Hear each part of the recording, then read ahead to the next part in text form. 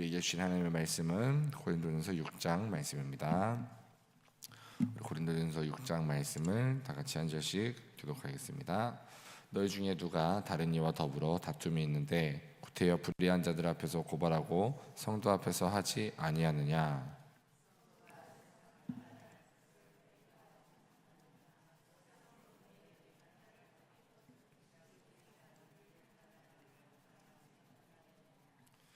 우리가 천사를 판단할 것을 너희가 알지 못하느냐? 그러하거든 하물며 세상 일이랴.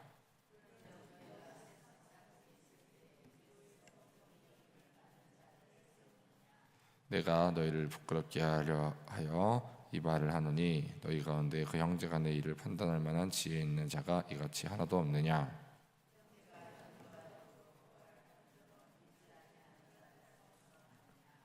너희가 피차 고발함으로 너희 가운데 이미 뚜렷한 허물이 있나니 차라리 불의를 당하는 것이 낫지 아니하며 차라리 속는 것이 낫지 아니하냐?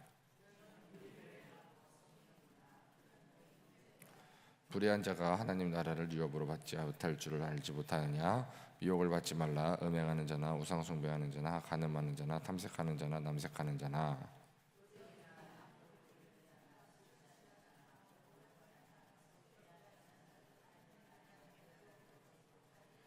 너희 중에 이와 같은 자들이 있더니 주 예수 그리스도의 이름과 우리 하나님 성령 안에서 시승과 거룩함과 의롭다 하심을 받느니라.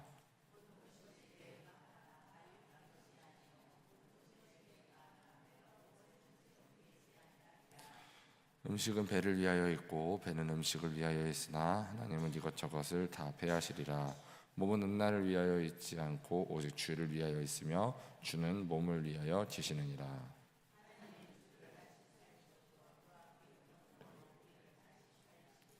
너희 몸이 그리스도의 지체인 줄 알지 못하느냐? 내가 그리스도의 지체를 가지고 창녀의 지체를 만들겠느냐? 결코 그럴 수 없느니라.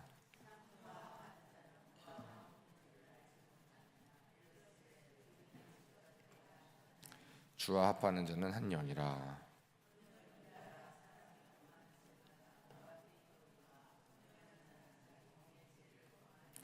너희 몸은 너희가 하나님께로부터 받은 바 너희 가운데 계신 성령의 전인 줄을 알지 못하느냐? 너희는 너희 자신의 것이 아니라 같이 읽겠습니다. 값으로 산 것이 되었으니 그런즉 너희 몸으로 하나님께 영광을 돌리라. 금주에 외울 말씀 고린도서 5장 8절 9절 말씀. 우리가 담대하여 원하는 바는 차라리 몸을 떠나 주와 함께 있는 그것이라. 그런즉 우리는 몸으로 있든지 떠나든지 주를 기쁘시게 하는 자가 되기를 힘쓰노라. 아멘. 고린도서 5장 8절 9절 말씀. 아멘. 네, 오늘 저는 고린도전서 6장 말씀을 중심으로 너희 몸은 너희 것이 아니라 라는 주제로 함께 말씀을 좀 나누려고 합니다. 다 같이 한번 따라해 볼까요? 너희 몸은 너희 것이 아니라. 네, 여러분, 복음은요 우리의 영혼만이 아니라 삶 전체를 바꾼다는 사실을 믿으십니까? 여러분, 성도는 고린도 교회는요 은사가 많은 교회였습니다. 말씀에 대한 지식도 있었고 여러 가지 영적인 은사들이 많이 나타났던 교회였습니다. 그런데 그 안에 동시에 많은 문제가 있었습니다. 성도들끼리 서로 다투고 서로를 법정에 고소했습니다. 성적인 타락을 가볍게 여겼고 자기의 몸을 자기의 마음대로 사용해도 된다고 생각했습니다. 고린도 교회 교인들은요 예수님을 분명히 믿긴 믿었지만 여전히 세상의 가치관을 따라서 살고 있었습니다. 그래서 바울은 고린도전서 6장에서 두 가지의 문제를 다룹니다. 첫 번째, 다른 사람을 어떻게 대할 것인가. 두 번째, 다른 하나는요 자기의 몸을 어떻게 사용할 것인가. 그런데 이 두 가지의 문제는요 서로 달라 보이지만 공통점이 있습니다. 내 권리는 내 것이다. 내 몸은 내 것이다. 그렇기 때문에 내가 원하는 대로 하겠다라고 하는 이 생각을요 바울은 복음으로 바로 잡았습니다. 성도는 자기의 권리만 주장하는 사람이 아닙니다. 성도는 자기의 몸을 자기의 소유처럼 사용하는 사람도 아닙니다. 우리는 예수 그리스도의 피로 값을 치르고 사신 하나님의 사람입니다. 그렇기 때문에 우리의 인간관계도요 내가 가지고 있는 권리도 나의 몸도 모두 내 것 같지만 하나님의 다스림을 받아야 합니다. 우리 1절 말씀부터 한번 보도록 하겠습니다. 고린도 교회 안에 성도들 사이에는요, 다툼이 있었습니다. 그런데 그들은 교회 안에서 사랑과 지혜로 문제를 풀지 않고요, 서로를 세상 법정에다가 고소했습니다. 사도 바울은 여기서 강력하게 이렇게 묻습니다. 너희 중에 누가 다른 이와 더불어 다툼이 있는데 성도 앞에서 하지 아니하고 불의한 자들 앞에서 고발하느냐라고 묻습니다. 바울은요, 모든 법적인 절차가 잘못이라고 말하는 것은 여러분 아닙니다. 범죄나 폭력이나 심각한 피해가 있을 때에는 정당한 사법적인 절차의 도움을 받아야 됩니다. 바울이 책망하는 것은 사소한 이해관계와 개인적인 감정 때문에 성도들이 서로를 고발하고 교회 공동체를 세상 앞에서 부끄럽게 만드는 그런 일을 지적한 것이었습니다. 이들은요, 자기가 옳다는 것을 증명하는 데에는 굉장히 열심이었지만 관계를 회복하는 것에는 관심이 없었습니다. 여러분, 우리 안에서 다툼이 생기면요, 우리는 이렇게 묻습니다. 누가 옳으냐? 누가 잘못한 거야? 내가 얼마나 소원을 보았는지, 이런 거를 우리는 많이 따집니다. 옳고 그름이 중요하지 않다는 것은 아니지만 성도는요, 한 가지를 더 물어야 됩니다. 내가 어떻게 하면 이 사람을 살리는 방향으로 갈 수 있을 것인가? 내가 어떻게 하면 공동체를 사랑으로 나타낼 수 있을 것인가? 여러분, 고린도 교회는요, 자기의 권리를 지키려고 했지만 그 과정에서 교회의 이름과 복음의 영광을 잃어버리고야 말았습니다. 그리고 7절부터 8절까지의 말씀을 보니까요, 바울은 더 강하게 말씀을 합니다. 너희가 피차 고발함으로 너희 가운데 이미 뚜렷한 허물이 있나니 차라리 불의를 당하는 것이 낫지 아니하며 차라리 속는 것이 낫지 아니하냐. 사랑하는 성도 여러분, 이 말씀은요, 불의와 폭력을 무조건 참고 숨기라는 뜻은 아닙니다. 피해자가 계속 희생해야 되는 뜻도 아닙니다. 여러분, 바울은요, 자기의 이익과 자존심을 지키기 위해 성도들끼리 끝까지 싸우는 태도, 이 태도를 책망한 것입니다. 세상은 이렇게 이야기합니다. 절대 손해보지 마라. 당한 만큼 돌려줘라. 끝까지 너의 권리를 주장해라. 그렇지만 복음은요, 우리에게 이렇게 이야기합니다. 사랑을 위해서 내려놓아라. 공동체를 위해서 양보해라.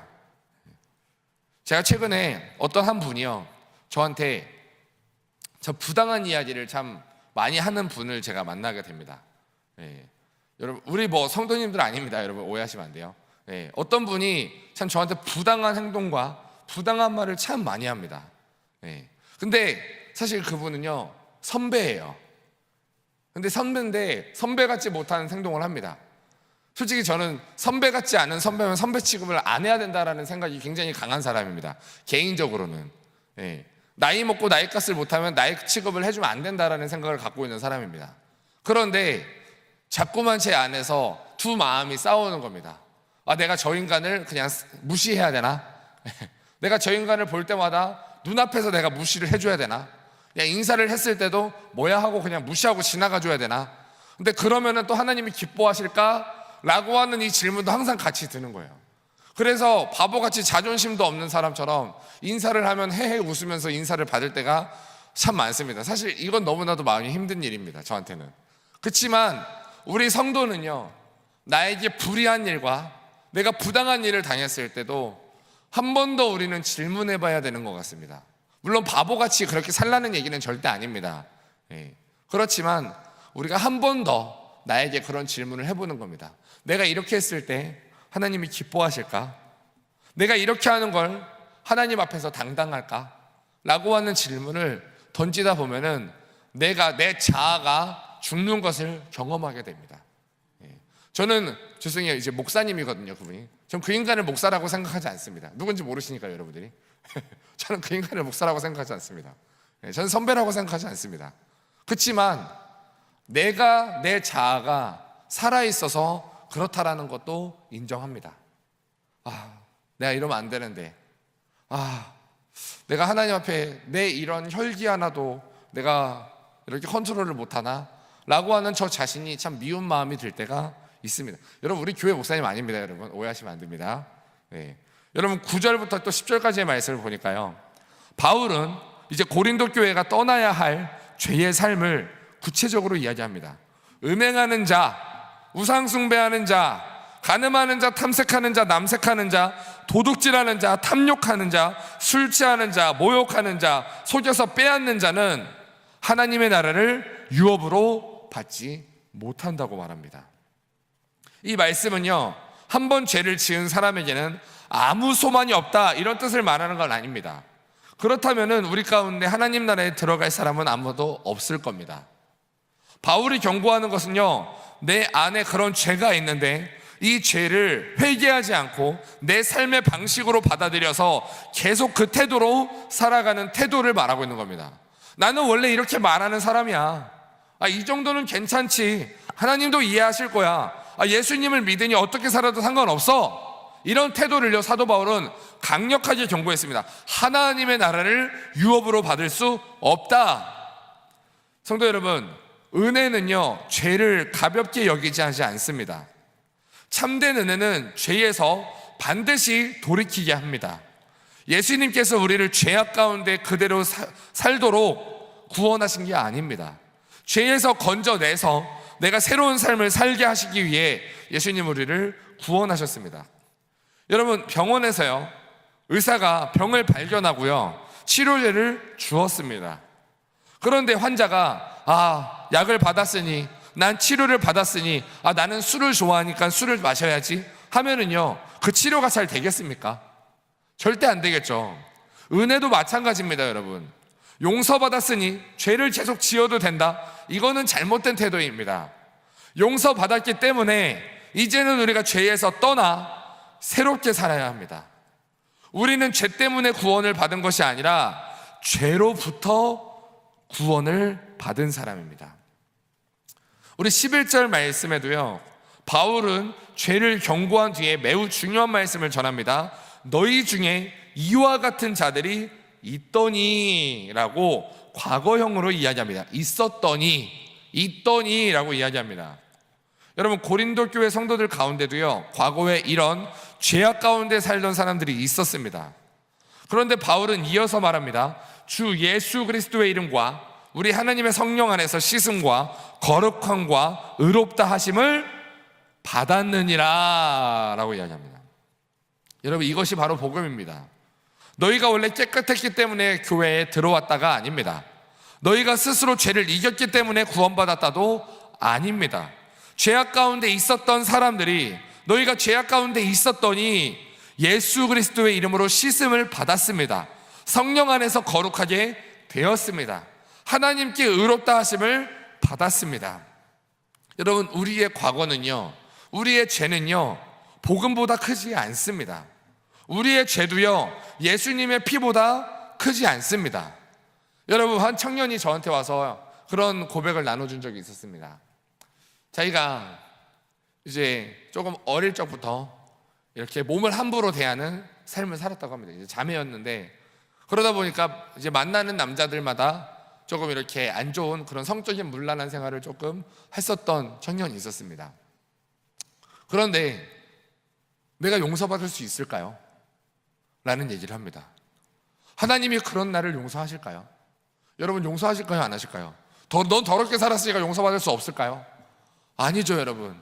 네가 아무리 큰 죄를 지었어도 그걸 우리가 회개하고 돌아온다면, 내 마음을 하나님께 돌이키기만 한다면, 아무리 내가 큰 죄를 지었다 한들 그게 예수님보다 크겠습니까, 여러분? 물론 내가 회개했으니까 이제는 또 그런 삶을 산다면 그건 회개한 게 아닙니다. 하지만 내가 회개하고 돌이킨다면 하나님이 내가 어떤 죄를 지었다고 해서 하나님이 용서하지 않으시겠습니까? 하나님은요, 여러분, 죄인을 씻으십니다. 더러운 사람을 거룩하게 하십니다. 정죄받아야 마땅한 사람을요, 회개했을 때 의롭다라고 선언하십니다. 오랫동안 묵어있는 얼룩이 있는 옷을 보면은요, 다시 깨끗해질 수 없을 것처럼 보입니다. 그런데요, 강력한 세제를 사용하면은 깊은 얼룩도 빠집니다. 우리의 죄는요, 우리 스스로 씻을 수 없습니다.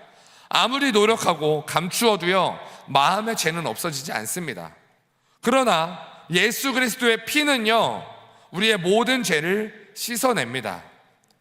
사랑하는 성도 여러분, 우리는 과거의 죄악으로 불리는 사람이 아닙니다. 우리는 씻음받은 사람입니다. 우리 한번 믿음으로 이렇게 가슴에 손을 대고 선포해 볼까요? 나는 죄 씻음 받은 사람입니다. 나는 거룩하게 되었습니다. 나는 의롭다 하심을 받았습니다. 아멘이십니까, 여러분? 여러분, 그렇기 때문에 여러분들은요, 더 이상 옛사람의 방식으로 살아서는 안 됩니다. 여러분, 혹시 과거의 죄악 때문에 계속 나를 정죄하고 계시진 않습니까? 나는 원래 이런 사람이야. 나는 바꿀 수 없는 인간이야.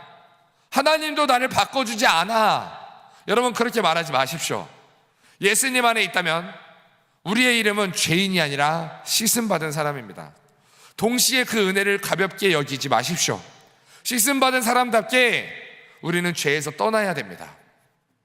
12절에 보니까요, 바울은 고린도 사람들이 자주 사용했던 말을 가지고 옵니다. 모든 것이 다하나. 고린도 사람들은 자유를 굉장히 강조했습니다. 나는 자유인이다.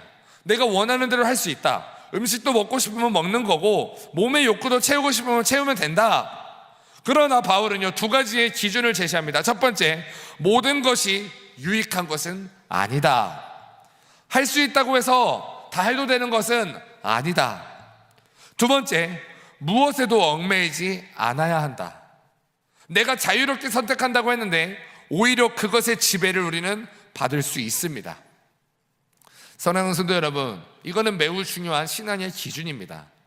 이것을 해도 되느냐만 묻지 말고요, 이것이 나에게 유익한가를 물어야 됩니다. 죄는 아니지 않느냐라고 묻지만 말고요, 이것이 나를 하나님께 가까이 가게 하는가를 물어야 됩니다. 내 자유인데 이게 무슨 상관이야 라고만 말하지 말고요, 혹시 내가 이것에 종이 되어가고 있지 않은가를 우리는 살펴야 됩니다. 여러분, 핸드폰, 우리 성경이에요. 핸드폰 보지 말라는 얘기 있습니까? 없습니다. 여러분, 죄송한데 없습니다. 조금 극단적으로 얘기해보면요, 술에 대해서도요, 우리 한국교회에서는 강력하게 금지하고 있지만 성경에서는요, 가끔씩은 돌려서 약으로 쓰라고 할 때도 있습니다. 여러분, 그러면은요, 예전에 어떤 청년이 저한테 그런 이야기를 했어요. 아니, 술 마시지 말라는 얘기였고 취하지 말라고 했는데 적당히 마시면 되는 거 아닌가요?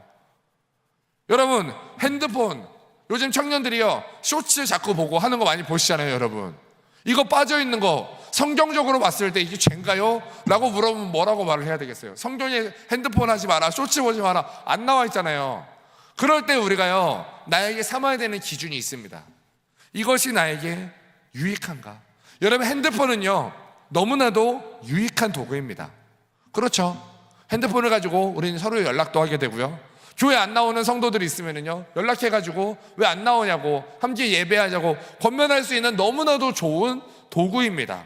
이거를 통해서 우리는요, 말씀도 드릴 수 있습니다. 여러분, 하지만 내가 핸드폰을 사용하는 것이 아니라 핸드폰이요, 나를 지배할 수 있습니다. 분명히 핸드폰은 도구인데 이 도구가 나를 지배할 수 있습니다.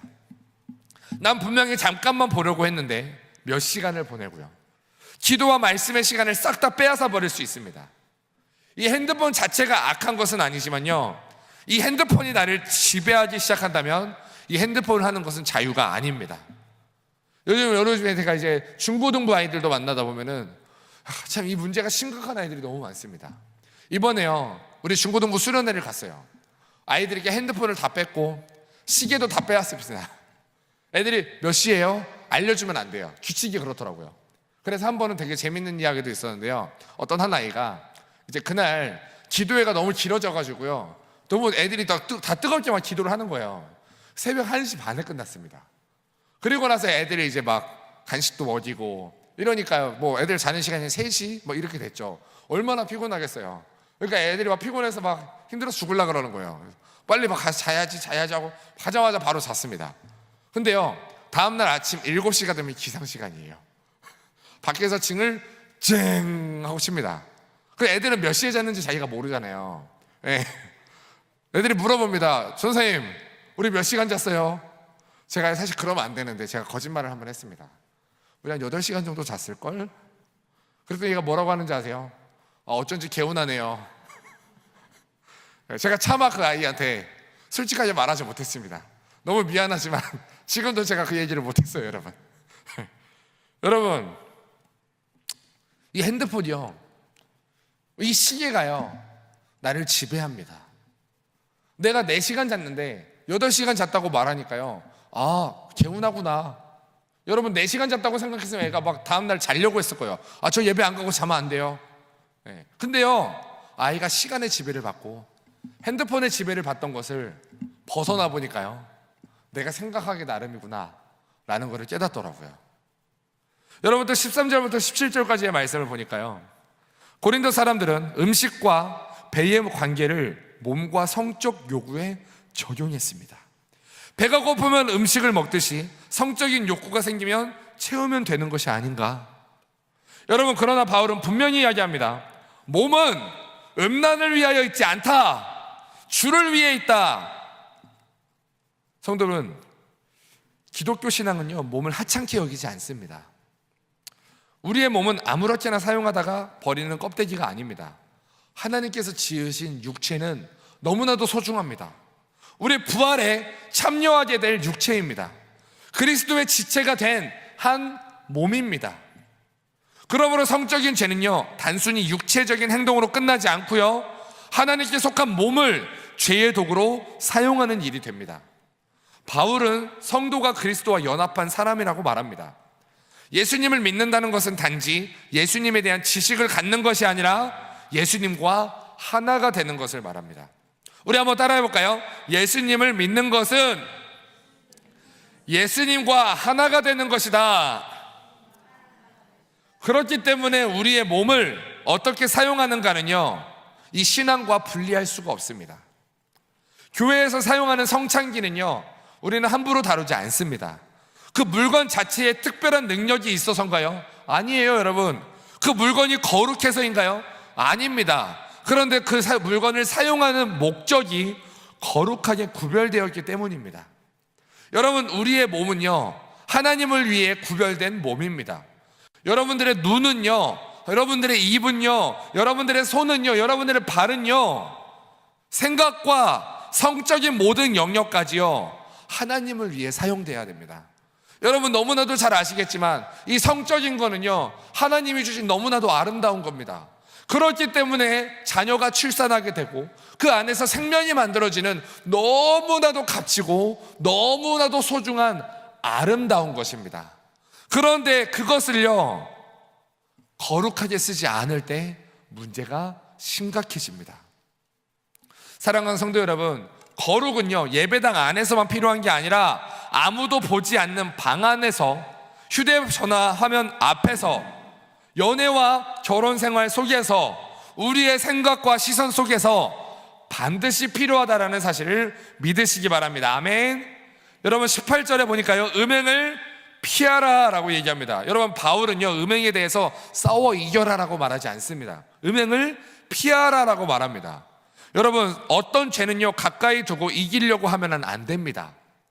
그 음행을요, 음행하는 자리에다 두고 내가 이기려고 하면 이길 수가 없습니다.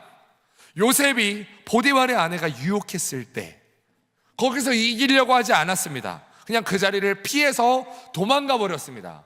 옷이 찢어졌지만 그냥 도망가 버렸습니다. 음란한 영상과 자료가 있다면요, 여러분, 우리는 끊어야 됩니다. 죄로 끌고 가는 관계가 있다면요, 거리를 두어야 합니다. 자꾸만 넘어지는 상황이 있다면 환경을 바꿔야 됩니다. 여러분, 그래서요, 아까 제가 말했던 그 목사님 있잖아요, 제 선배. 저는 그분을 가까이 두지 않습니다. 그분을 막 무시하고 그런 행동을 하지는 않지만 그분 앞에 있으면 내 안에 올라오는 이 짜증을 제가 절제할 수가 없습니다. 그래서요, 저는 그분을 그냥 피합니다. 앞으로도 피할 거고요. 여러분, 나를 넘어뜨리는 그 죄가 있다면요, 자꾸만 내가 넘어지는 죄가 있다면요, 내가 기도하면 이길 수 있다, 여러분, 착각하면 안 됩니다.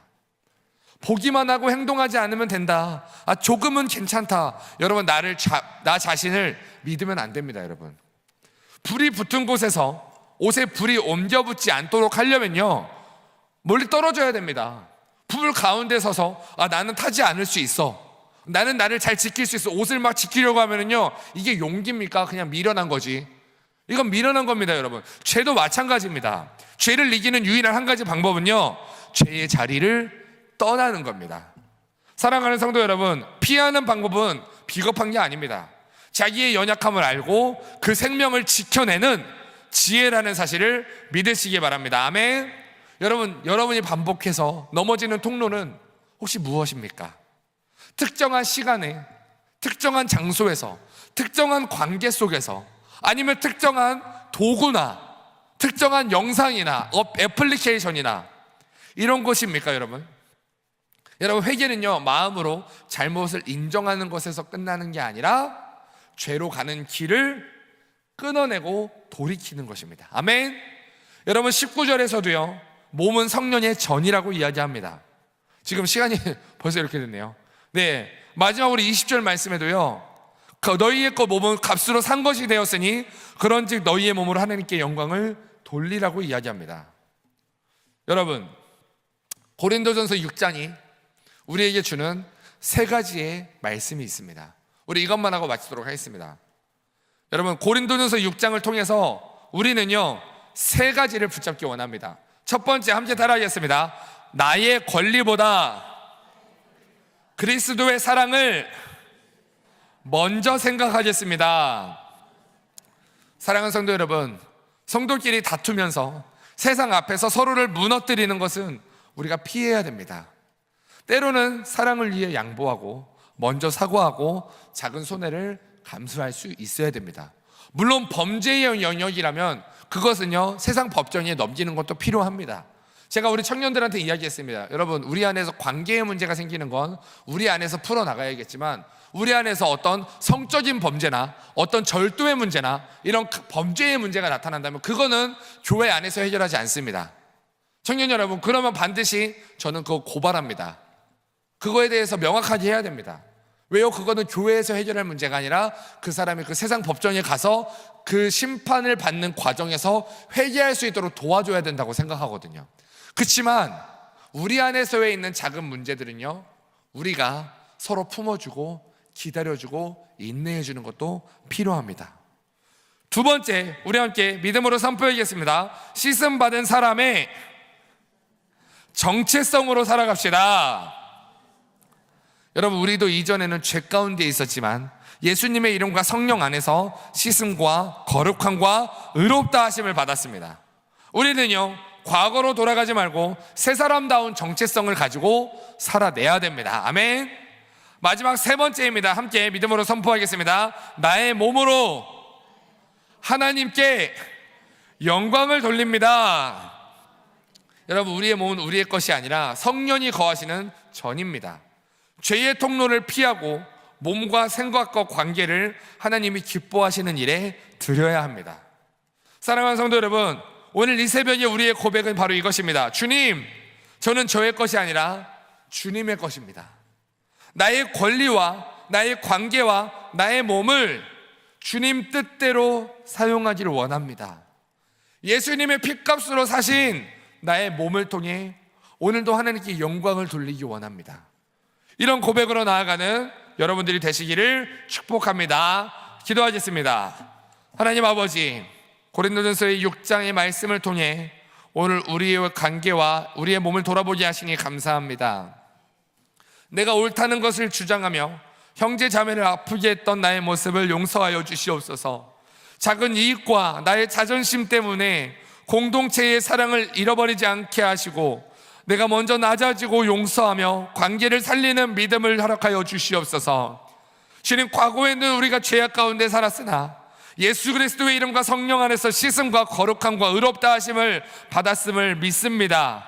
과거의 죄에 눌리지 않게 하시고 은혜를 핑계로 다시 죄에 머무는 실수를 범하지 않게 하여 주시옵소서.